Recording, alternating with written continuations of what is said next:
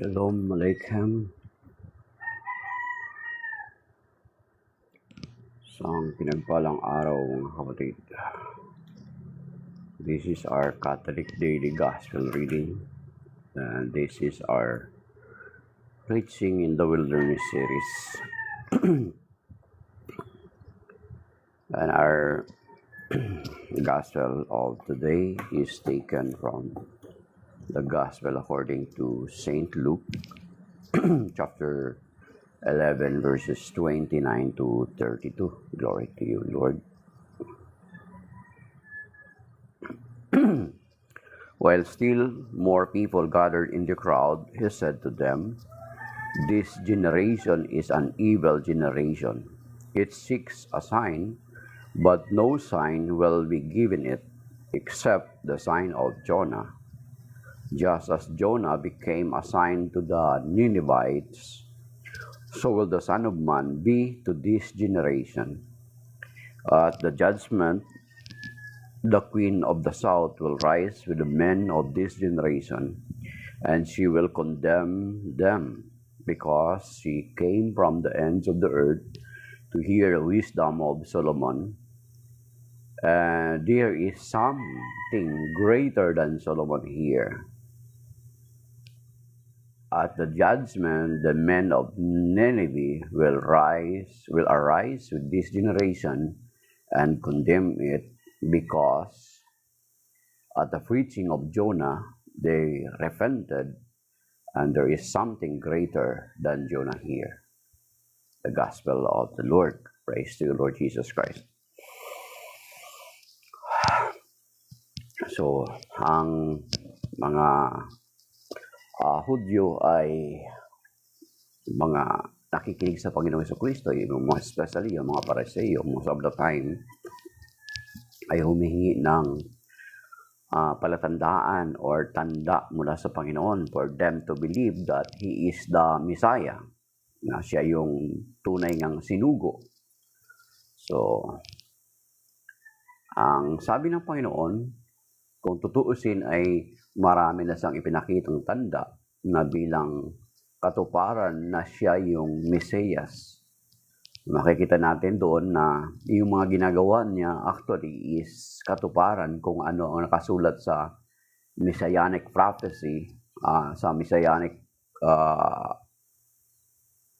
prophet na si Propeta Isaias. Yung mga nakasulat na mga hula sa aklat ni Isaias ay ginanap or nagampanan ng Panginoong Jesucristo. Siya yung, kung titingnan natin ng maigi at aralin ng malaliman, ang Panginoong Jesucristo ang siyang katuparan ng Messianic prophecy na nakatala sa aklat ni Propeta Isaias.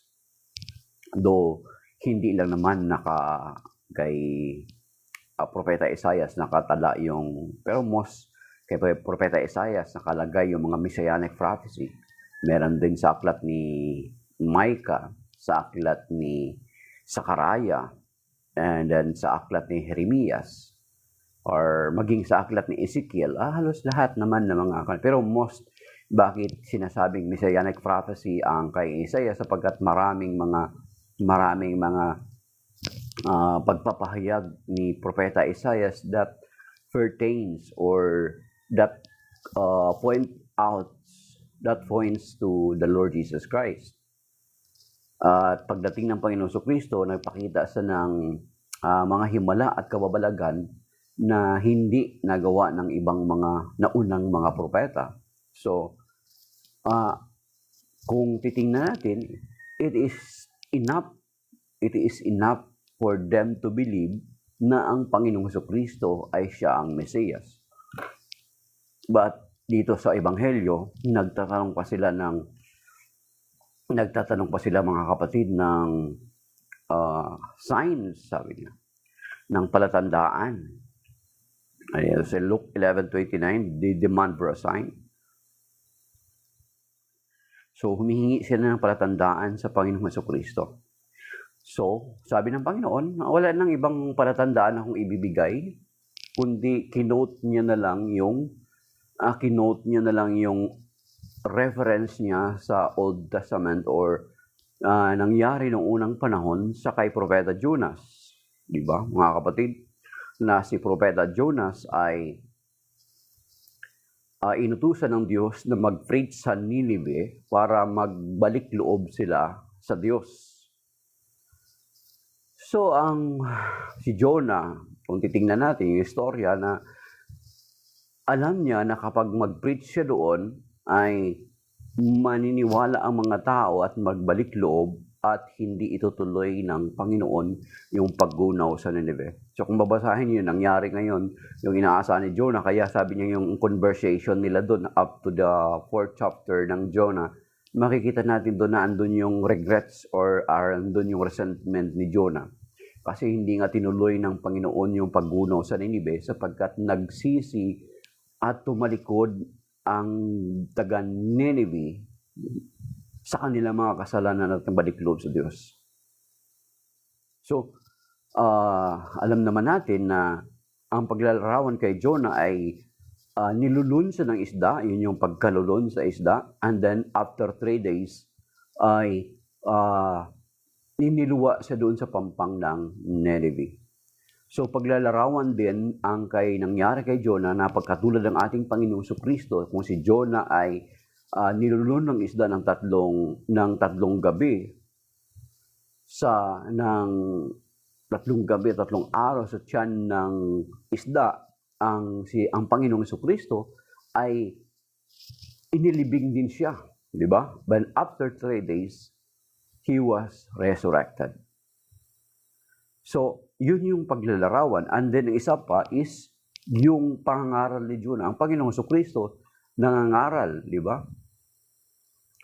Prior pa nga sa dumating, ay meron ng forerunner na si St. John the Baptist. Di ba? Nangangaral din ang pagsisisi si St.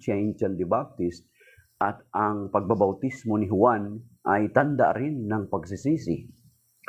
And then, ang Panginoong Kristo ay nagpakita ng mga tanda, himala at kababalaghan bilang pagpapatunay na dapat magbalik loob ang mga tao sa Diyos. So wala na daw ibang palatandaan ipapakita kundi katulad ng kay Jonah. So anong ibig sabihin? Parang kung gaano katotoo yung nangyari kay Jonah na kung ang bayan ng Nineveh ay hindi nagsisi at nagbalik loob sa Diyos, the same with that generation, with those generation ng panahon ng Panginoon, na kung hindi nila tinanggap yung pangaral ng Panginoon, kung hindi nila tinanggap ang pangaral ng Panginoon, mangyayari sana doon sa kanila sa Nineveh. Ang Nineveh, nagsisi sila kaya hindi nangyari or naganap yung pagpaparusa sa kanila. So sa panahon ng Panginoong Jesucristo, nang aral siya sa pagbabalik loob, di ba? Sa mga tao na kung hindi ang mga tao sa panahon niya na hindi magbalik loob at tatalikod sa kanilang kasamaan, ang pending na nangyari sa Nineveh is mangyayari sa kanila or maging sa atin, mga kapatid. Kasi sinasabi naman ng Panginoon diyan na darating yung paghuhukom sa atin. Kung babasahin natin ang Biblia, kung nababasa natin, halimbawa, nabanggit na natin to many times, pero kinakailangan nating ulitin para mag-sink in, maybe, sa atin. Diba si Matthew 25, 31 to 46? At ganun din sa 2 Corinthians chapter 5, verse 10. And then dun sa 1 Thessalonians chapter 4. Revelation chapter 1, verse 7 and 8. Diba? And Titus chapter 3, verse 14 to Titus chapter 2, verse 14, mga kapatid. So, na kapag hindi natin pagsisihan ang ating mga kasalanan at hindi tayo magbalik loob sa Diyos, yun yung mangyayari sa atin, yung mangyayari sa Nineveh ay mangyayari din sa atin. Good morning.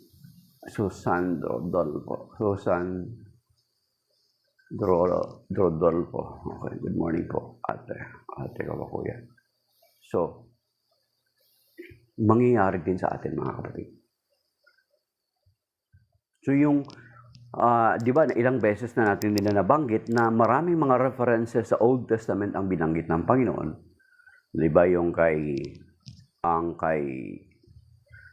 Lot at saka kay Abraham doon sa Sodom and Gomorrah, binanggit din ng Panginoon yon. And then yung Tyre and Sidon, di ba? Yung sa Tyre and Sidon, binanggit niya rin. And dito, ngayon, ang binanggit na naman ng Panginoong Jesucristo is about Jonah. So, ibig sabihin, alam ng mga Hudyo na itong event na ito, alam ng mga Hudyo ng kanyang mga audience na sinabi ng Panginoon yon, alam nila nangyari sa Nineveh na hindi na nagbalik loob, naniwala ang mga tao sa kay Jonah. Di ba? Si Jonah wala naman talagang ipinakitang signs and wonders doon sa Wala namang ipinakitang signs and wonders ang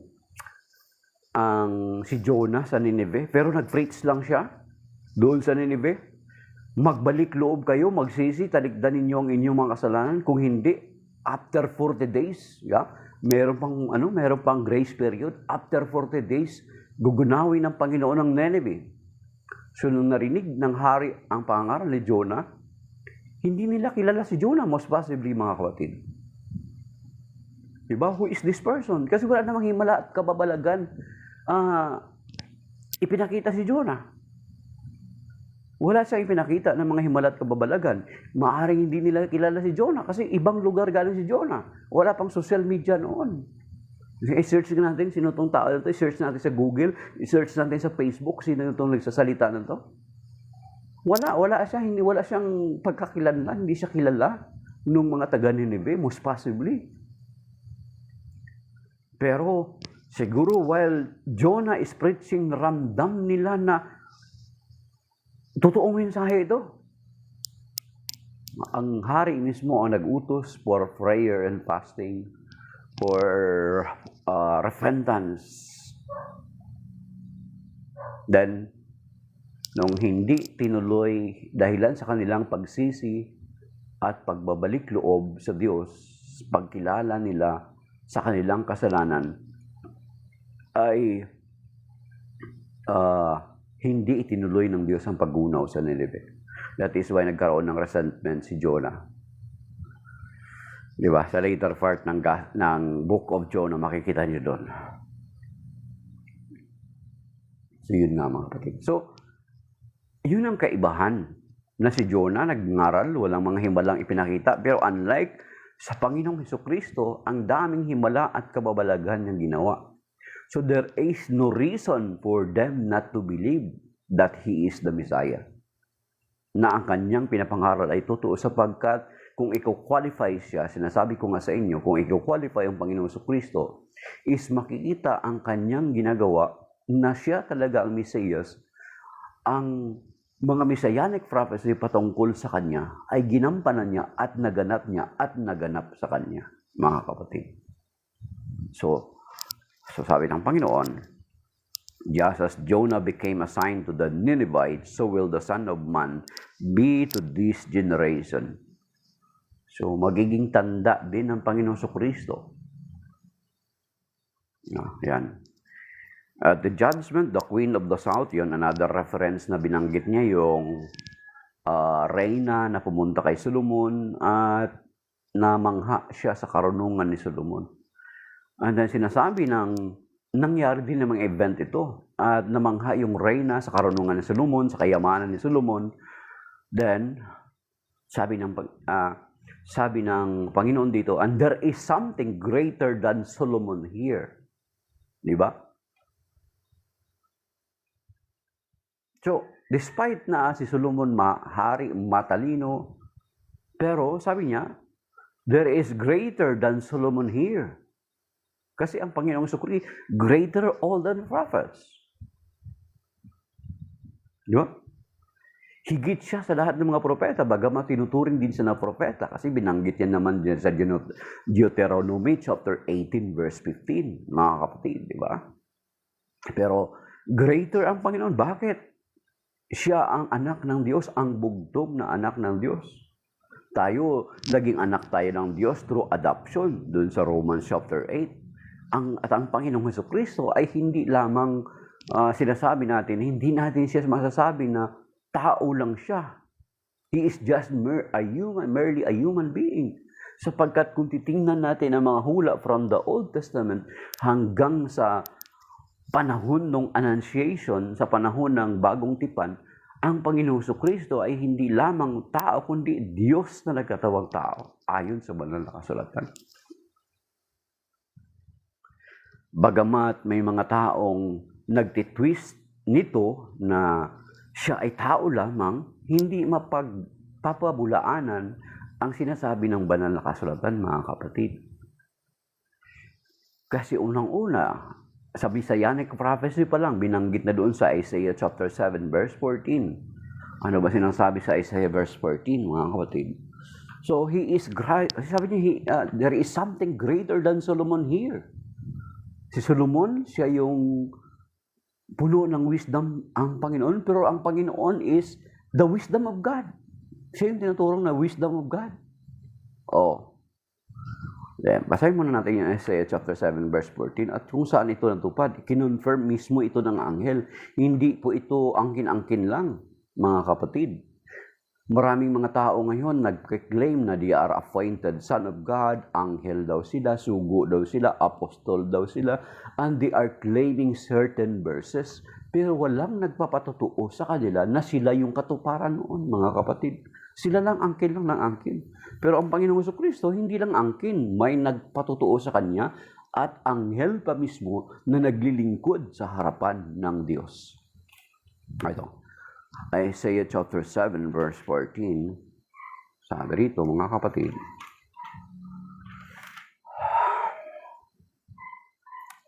the Lord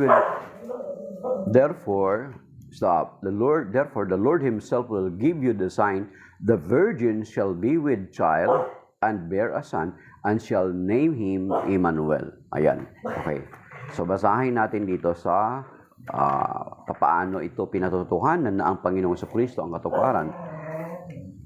Sabi dito sa Matthew chapter 1 verse 21 to 23, okay? Sabi dito, she will bear a son. Ito yung pahayag kay Saint Joseph. She will bear a son and you are to name him Jesus because he will save his people from their sins.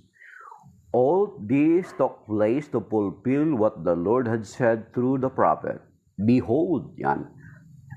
Isaiah 7:14, ito kino-confirm dito na ang Panginoong Jesucristo ang katuparan ng Messianic prophecy dun sa Isaiah. Behold, the virgin shall be with child and bear a son, and they shall name him Emmanuel, which means God is with us. So yun, katuparan, mga kapatid, na ang Panginoong Jesucristo, siya yung katuparan noong Messianic prophecy. At sinasabi pa rito sa another Messianic prophecy, ang Isaiah chapter 9 verse 5 or 9, verse 6, sabi niya, for a child is born to us, a son is given. Ito, sa Tagalog, basahin natin mas malinaw ang pagkasulat, mga kapatid. Tagalogin natin sa version ng Magandang Balita Biblia. Sabi rito, Isaiah chapter 7 verse 14. Okay. Basahin natin to na walang manipulation, walang parang mind control. Ito sabi nyo,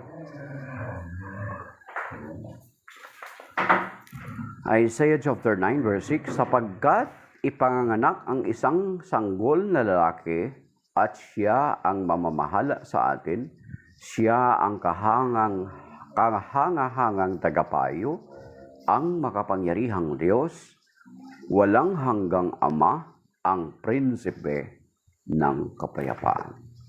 So you see,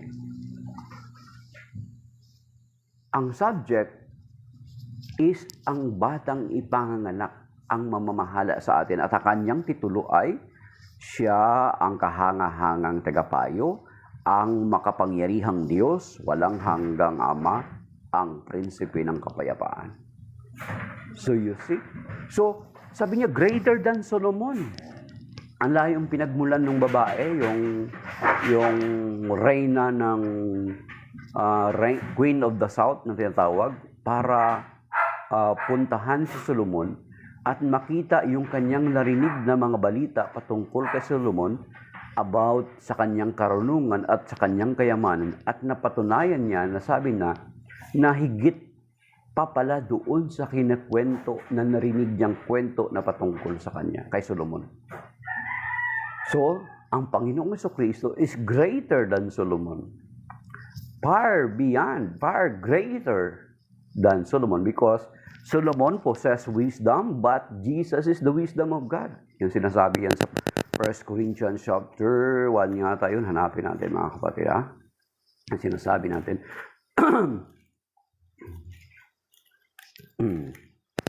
Okay.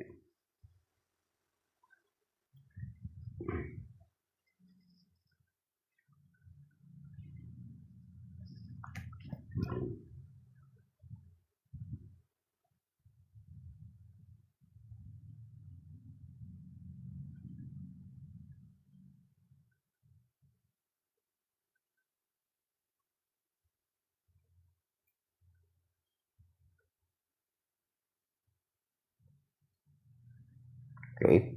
So verse 24, 1 Corinthians chapter 1, verse 24. Subalit, sa mga tinawag ng Diyos, maging Hudyo at Griego, si Kristo ang kapangyarihan at karunungan ng Diyos, sapagkat si Kristo ang kapangyarihan at karunungan ng Diyos. So, the wisdom of God.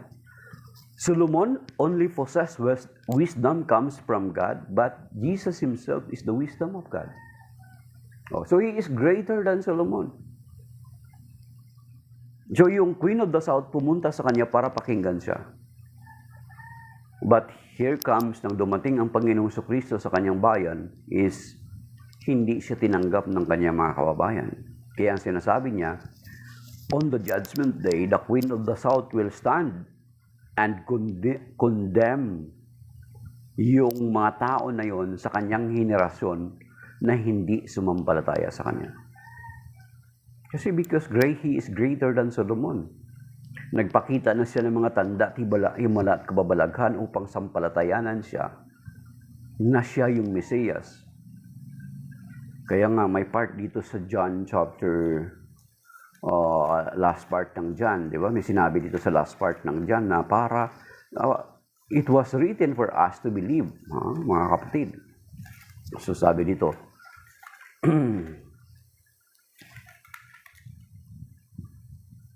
okay, John 20, verse 30 to 31. Marami pang kababalagang ginawa sa Jesus na naksaksihan ng mga alagad, ngunit hindi natala sa aklat na ito. Hindi natatala sa aklat na ito. Ang mga natala rito ay sinulat upang sumampalataya kayong si Jesus ang Mesiyas, ang anak ng Diyos, at sa gayoy magkakaroon kayo ng buhay sa pamagitan niya. So, yun mga kapatid, tinala para sumampalataya tayo na siya yung katuparan, na siya yung Mesiyas. So, kung hindi pa tayo sasampalataya, yun nga ang condemnation sa atin, na yung mga taga-Ninevites, hindi naman nagpakita ng himala at kababalagan si Jonas. Hindi naman siya kilala, hindi naman siya nagpakilala na maaaring nagsabi sa ako'y sinugo ng Diyos. Pero kung ikaw nakikinig, is that enough to believe? Diba? Pero pinaniwalaan nila na totoo yung sinabi ni Jonas na magkakaroon ng judgment. So nagsisi sila, hindi natuloy. Kaya sumama ang loob ni Jonas kasi di ba parang kahihiyan sa part niya na parang sinungaling siya. Na hindi natuloy yung judgment sa Nineveh.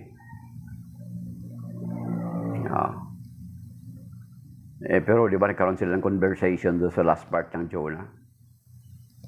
Nagpatubo ang Panginoon ng halaman para maliliman siya. Then, later on, pinakain sa uod at namatay. So, yun mga kapatid, ang pinapakita ng Panginoon. Dalawang reference yung pinakita niya kay Jonah at saka yung Queen of the South. And then, nung mga nakalipas, ay actually, natalakay din natin yung pinakita niya rin, yung Tyre and Sidon, and then yung Sodom and Gomorrah. So, ibig sabihin, pinapakita lang ng Panginoon kung gaano katotoo nangyari yung panahon na yun, yung mga event na yun, much more na mangyayari din sa kanila, sa panahon natin, or yung panahon ng sa panahon ng Panginoon Kristo sa kanila. Kaya nga, on the judgment day. So, on the judgment day, sabi niya. And then, tuloy natin dito sa Luke chapter 11. Okay. So it is, ibig sabihin, kung hindi joke yung nangyari ng Old Testament na mga references, totoo yun mga kapatid. So therefore, kung ano yung ipinangaral ng Panginoon sa Kristo is much greater true. At hindi lamang noong panahon ng dumating ang Panginoon sa Kristo, kundi even up to our time, mga kapatid. Dito sa Luke 11, o balikan natin, Luke 11:29 to 32. Okay. Okay. Sapagkat, okay, sa verse 32, patapos na yun sa Queen of the South na pupunta kay Solomon. Verse 32, sa araw ng paghukom ay titindig ang mga taga-Ninive laban sa lahing ito at hahatulan ng kaparusahan sapagkat nagsisi sila dahil sa pangaral ni Jonas. Ngunit higit na dihamak kay Jonas ang narito. Higit na dihamak siya sa kay Jonas sapagkat si Jonas hindi nagpakita ng signs and wonders, he just preached. Pero ang Panginoong Kristo nagpakita ng mga tanda, mga kababalaghan. Nagpakita siya ng mga tanda at kababalaghan. So, and then yung Queen of the South, sabi niya, on the judgment day, these people ay tatayo against them. Kasi sila, nagsisi sila.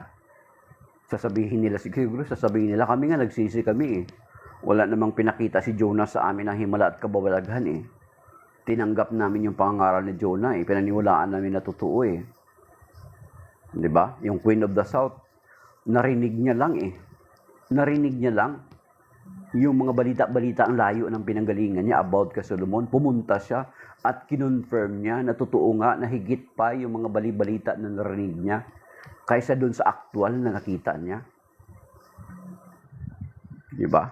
Pumunta pa siya, nagpagod siya para makita at masaksihan mismo yung kayamanan at karunungan ni Solomon. So, naniwala siya dun sa mga narinig-rinig, nadidinig niya lang niya.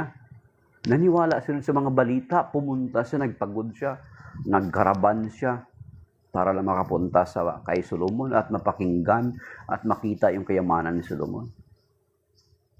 Then here comes ang Panginoon Kristo, nag-perform ng maraming himala at kababalaghan, enough for us na paniwalaan na siya yung Mesiyas. Di ba? Kasi mismo ang banal na kasulatan, kung ano yung sinasabi sa lumang tipan, ay kinonfirm mismo ng Archangel Gabriel. Ang hula ay kinonfirm mismo, pinatotohanan. Pinagtibay ni Archangel Gabriel, isa, sabi niya, I am one of the angel that stands before God. Ang iba dyan, mga kapatid natin, mga kababayan natin, ang iba dyan, nagkiklaim lang sila na sila'y sugo ng Diyos, angel, appointed son of God, and they will just, ang gagawin nila, they will just claim a certain verse from the Bible na sila daw yun. Pero wala namang nagpapatutuo sa kanila, unlike sa ating Panginoong Jesucristo. Si Juan, di ba, nakahula sa Messianic prophecy, si Juan, and then sa aklat sa Malakias, nagdarating si Elias. Pero kinonfirm ng Panginoong Jesucristo na John is the Elijah to come. Then, ang Panginoong si Juan, kinonfirm ng Panginoong Kristo that he is the Elijah to come. ang Panginoong Kristo, kinonfirm na siya yung Mesiyas at ang nag-confirm sa kanya ay si Archangel Gabriel. Mga kapatid. But yung mga kapatid natin, yung mga separated brother natin, yung kasulukuyan na dumating, na nagpapakilala na sugo kuno, anghel kuno, appointed son kuno, apostol kuno, propeta kuno, wala pong nag-confirm sa kanila, mga kapatid. They just claim and profess or kinu-confess lang nila, self-profession. Walang nagpapatotoo sa kanila. So, yun yung sinasabi ng Panginoon na sinasabi. What's 19? Taga-Caloocan pa ako, Kuya. Diocese of Christ the King. Wow. So, praise the Lord, Kuya. So, please, pakisabi naman dyan sa mga ate at kuya natin. Pakisama yung prex namin sa October 19 and 20 po. Malapit na, next week na po. Kuya, Pesuyo. Yung mga speakers, mga participants at sa mga auxiliaries po.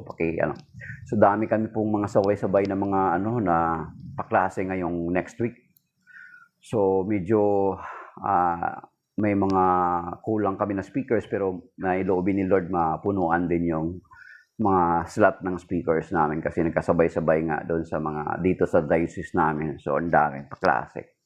So paki-include naman po sa prayer niyo kami dito sa diocese ng Antipolo. Taga-diocese po kami ng Antipolo, Kuya. Pakisuyo naman kasama niyo sa prayer niyo. Yan, sige po. Ayan, San Lorenzo. Ayan. Okay, so salamat. Okay. So yun mga kapatid. Yan, salamat po. Ngayon, okay. Okay, so, sa haro ng paghukom ay titindig ang mga taga-Ninive laban sa lahing ito at hatulan ng kaparusahan sapagkat nagsisi sila dahil sa pangaral Jonas, ngunit higit na dihama kay Jonas ang naredo. So yun nga, sinabi natin yung comparison. Hinabi natin yung comparison na si Jonas, basta lang sa lumutang doon, wala naman siyang himalang at kabwalagang ginawa, ay pinaniwalaan siya ng mga tao. At hindi nangyari ang kapahamakan na sana mangyari sa kanila after 40 days, katulad ng nangyari sa Sodoma at Gomorrah. Then, ang Queen of the South, yung narinig niya na balita-balita patungkol kay Solomon ay pinaniwalaan niya na totoo yun. Kaya siya mismo pumunta at nakinig at nakita sa kayamanan at narinig niya ang karunungan ni Solomon. So tayo, there is no reason na hindi natin sampalatayanan sapagkat nakatala na rin sa banal na kasulatan. At alam natin na ang banal na kasulatan, mga kapatid, ay itong banal na kasulatan, ang Biblia, ay kumbaga sa parang tinatakan nito, kumbaga sa kung every pages, di ba, sa mga dokumento, nakikita natin yun sa mga official document, na kapag mga government document, mga testamento, may mga sign every pages ng testamento, di ba?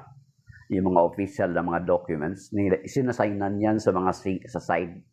Mga resolution, mga ordinansa, may mga sign yan ng mga tao na involved na bilang pagpapatunay that this document are true and genuine. Ang banal na kasulatan, mga kapatid, ay kumbaga sa ay may mga thumb mark ito. Halos lahat ng pahina nito is kumbaga sa atin is may mga thumb mark ito, thumb print na ang ink na ginamit ng mga nag-thumb print dito ay ang kanilang dugo, ang dugo ng mga martir, ang dugo ng mga apostol, ang dugo ng mga sumasampalataya. May mga thumbprint ito. Kumbaga may mga thumbprint. Ang banal na kasulatan ng Biblia ay may mga thumbprint ng mga apostol, ng mga alagad, nag-alay ng kanilang buhay because of this truth. Then, kung i-deny pa natin yan, sabi nga, on the judgment day, tatayo ang mga taga-Ninive laban sa atin. Ganon din ang Queen of the South. Narinig niya lang, wala siyang nakitang aktwal sa balibalita, Kaya pumunta siya, na-convince siya pumunta. Pinaniwalaan ng Queen of the South na pumunta kay Solomon.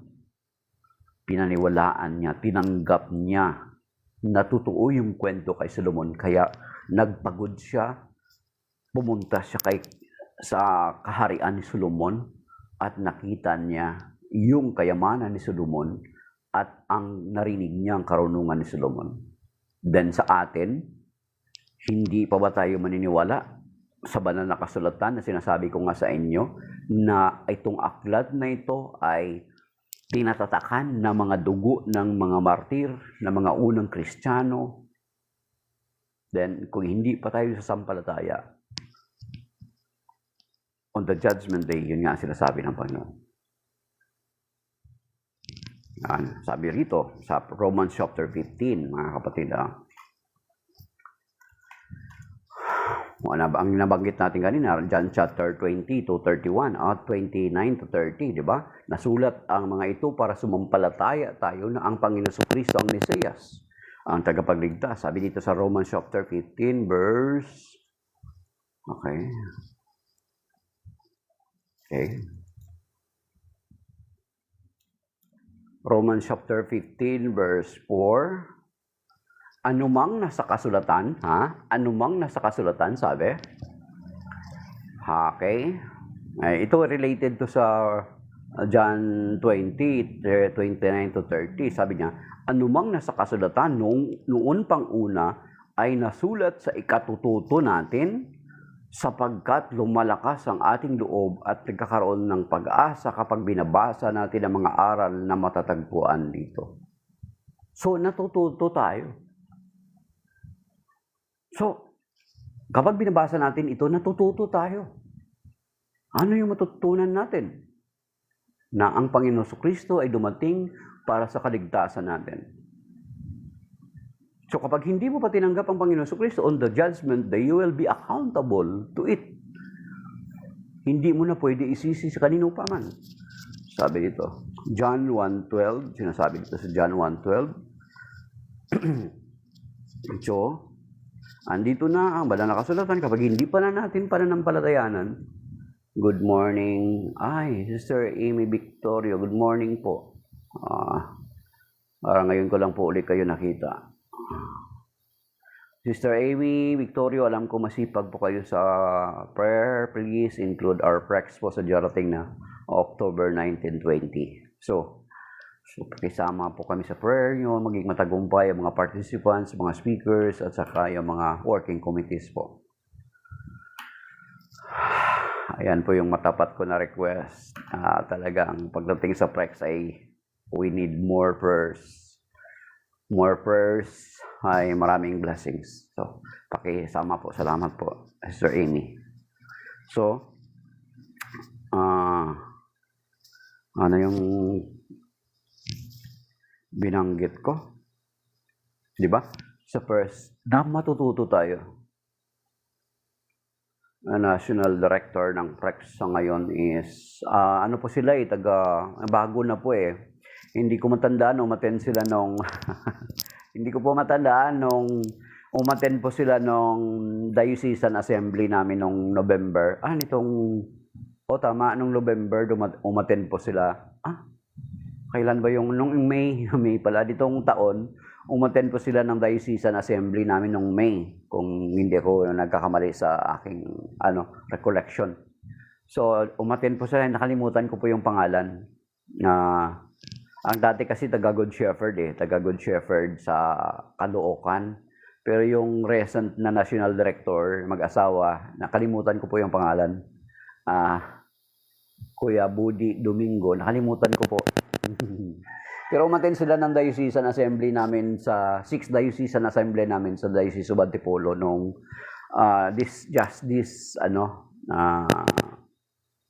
nitong May yata, nakalimutan ko na rin. So, umattend po sila ito, nakalimutan ko po yung pangalan, Kuya Budi Domingo. Nakalimutan ko po.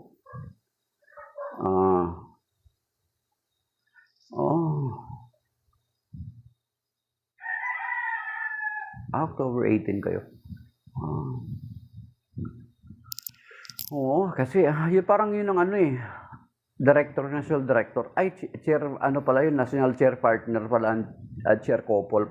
Yung chair couple pala ng NAPS ang tinutukoy ko, kuya, hindi pala national spiritual director. Hindi ko matandaan ko. Kasi originally, sila dati kasi galing sa Good Shepherd eh. Di ba yung pinakauna-una si Monsignor Fidelis Lim Kako? Oo.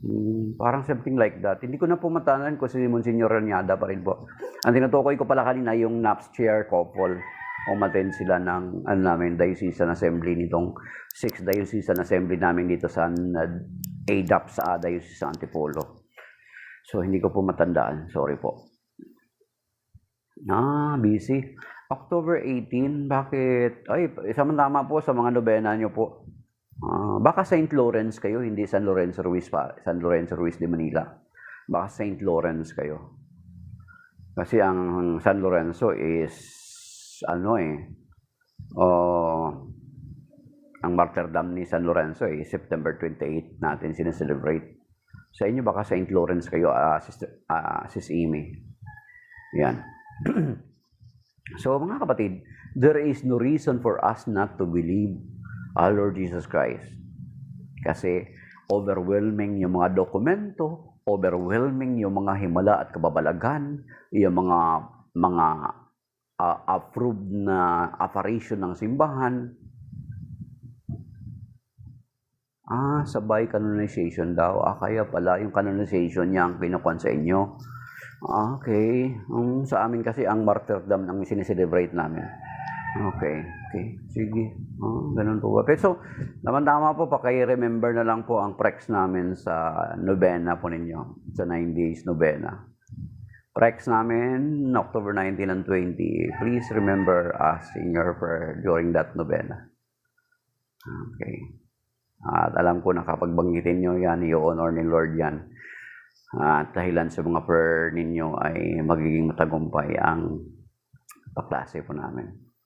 Na yung mga dadalo ay magkaroon sila ng, yung sinasabi ko lagi sa prayer ko, magkaroon sila ng Damascus experience na through this seminar ay magbalik loob sila sa Panginoon.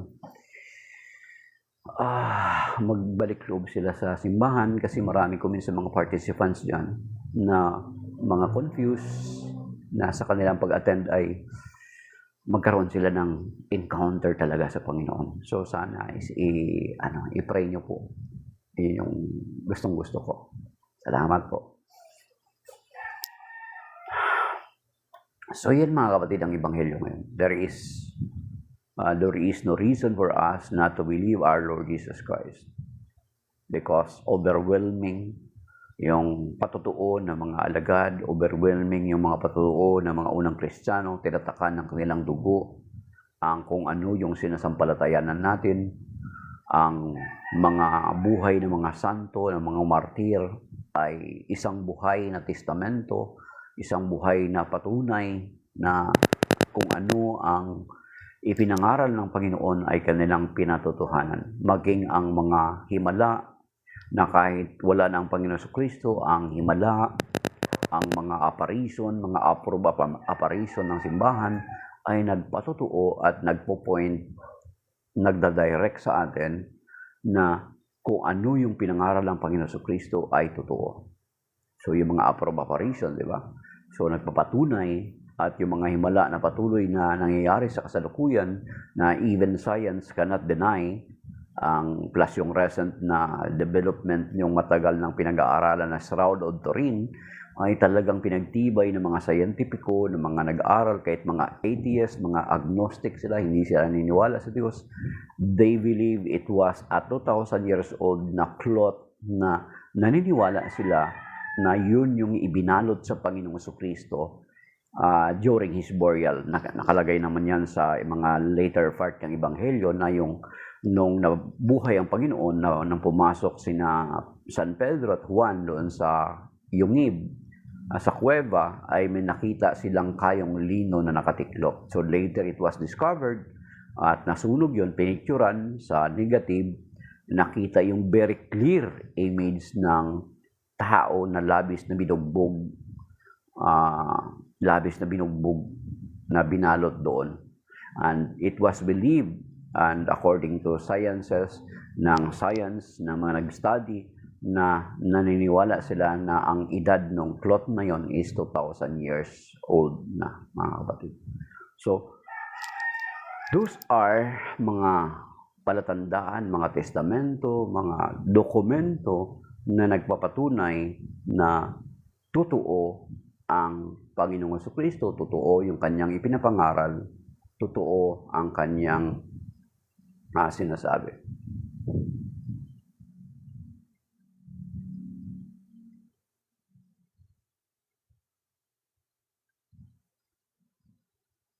Charismatic. Okay, sige po. Salamat. Okay. Yun yung purpose natin to bring people to the Lord. So, at least kung charismatic kayo, masipag kayo sa pananalangin, tamang-tama po. Hinihingi talaga namin. We need more prayers. Okay. Maraming salamat, Ate Sister Amy. So, yun lang mga kapatid. Hindi natin ma-deny na wala na tayong rason. Kaya nga, lastly, siguro dito tayo magtatapos. Sabi doon sa Matthew 24 verse 14, mga kapatid, ang sabi dito, ito pa ang ginagawa ng Panginoon. Sa Matthew 24 verse 14, ito pa yung tsansa natin. Matthew 24 verse 14, sabi dito, and the gospel of the kingdom, sabi dito, Matthew 24 verse 14, and this gospel of the kingdom will be preached throughout the world as a witness to all nations, and then the end will come. So, as a witness.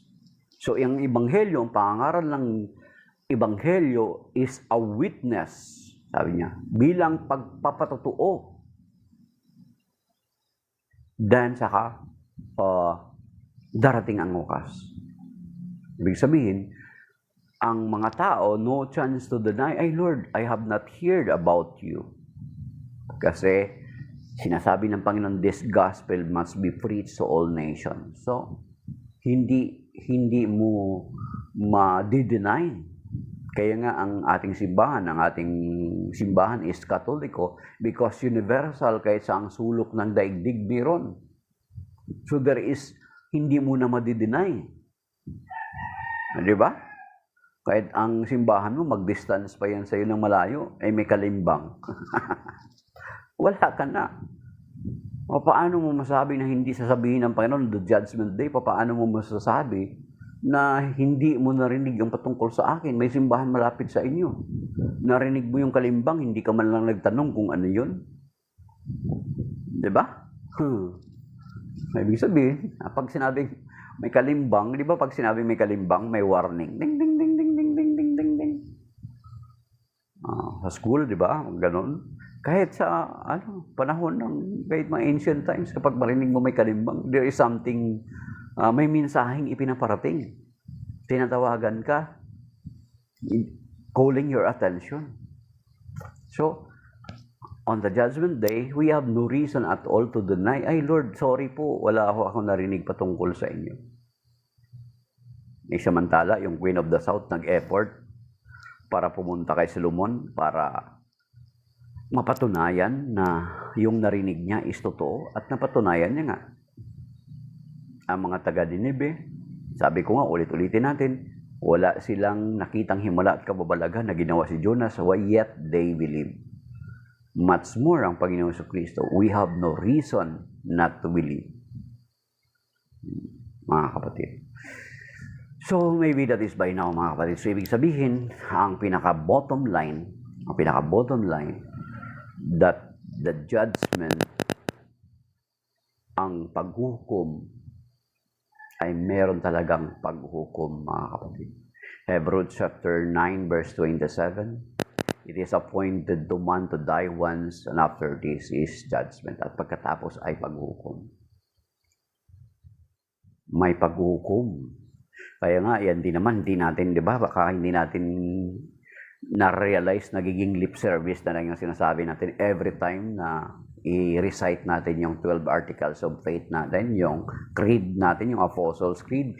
He will come again to judge the living and the dead. So dapat every time na i-pray natin yung Apostles' Creed natin, yung creed natin is dapat ini-internalize natin na. Ilang beses yun binabanggit, di ba? Sa atin, sa banal na misa, pagkatapos, di ba? Pagkatapos natin i-pray yung Our Father, babanggitin ng pare yung Titus chapter 2 verse 13. Sabi dito, as we wait in di ba? As we wait in joyful hope. Galing yun sa Titus chapter 2 verse 13, mga kapatid. Okay?